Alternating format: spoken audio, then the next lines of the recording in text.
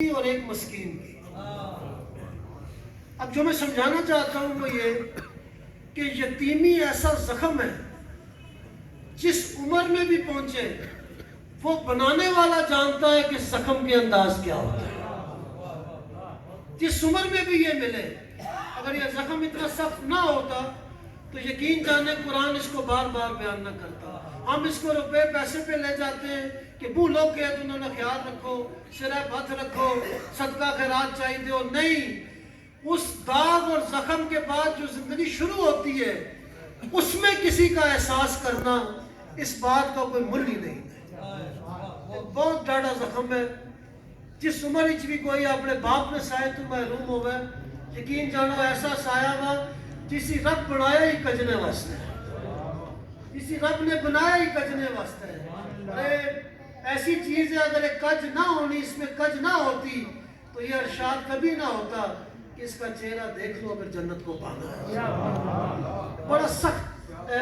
اللہ تعالیٰ اس رشتے کی قدر کی توفیق فرمائے۔ اور دوسری چیز دیکھیے آپ، اللہ تعالیٰ یہ جو ہم لوگ دعا کا اہتمام کرتے ہیں نا، یہ بختہ والے لوگ کرنے نے، یہ قدر والے لوگ کرنے نے، یہ اس طرح والے لوگ کرنے نے۔ بے قدریاں کی نہیں پتا کہ چیزاں اٹھنیاں بیڑیاں کس طرح۔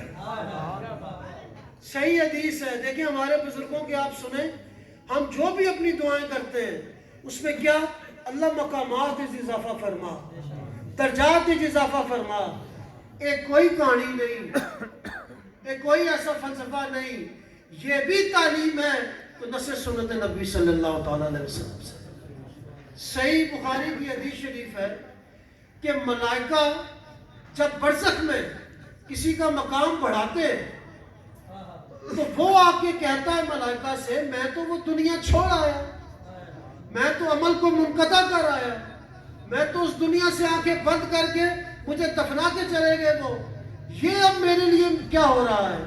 تو ملائکہ جو جواب دیتے ہیں، اب ذرا تصور اس گچھے ہے، صحابہ بیٹھے ہون، سرکار نے تو دعا لا چہرہ سامنے ہو گئے اور حضور خبر دینے ہون کہ اتھا کیا ہونا پیا،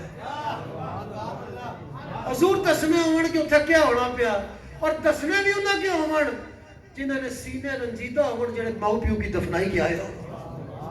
ذرا انداز کریمانہ دیکھیں آپ، ان لوگوں کے سینوں پہ ہاتھ رکھنے کا انداز دیکھیں آپ کہ حضور کی زبان اقدس سے حدیث ارشاد ہو گئی۔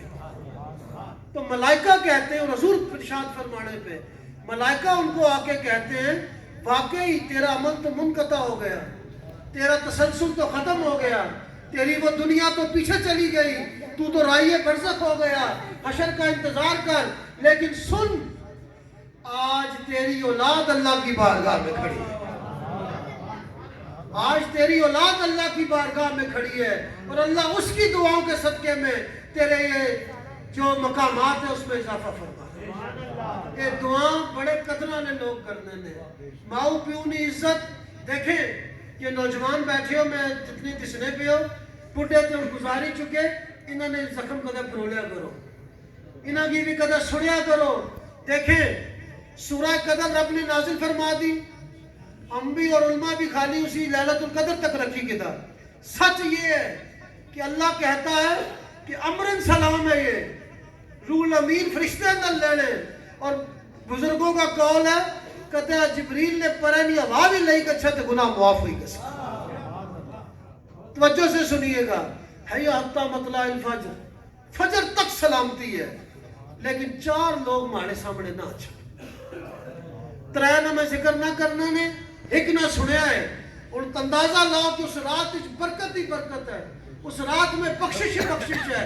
کسی کی دعائیں تو اپنی جگہ، جبریل کے پر کی ہوا بھی بخشش میں آ جاتی ہے، لیکن جڑے ماں پیو نے گستاخ، جڑے ماں باپ نے نافرمان، اس رات وہ بھی دعا واسطے آ کر چڑھ رب نہیں منظور کرتا۔ اب اندازہ لگا لیجئے کہ رحمت کی رات ہو، کہ ماں باپ بڑی قدر والی چیزاں نے، جنہوں نے چلے گسنے نا انہیں کہتے ہفتے 2 ہفتہ بعد کچھی تکیا کرو۔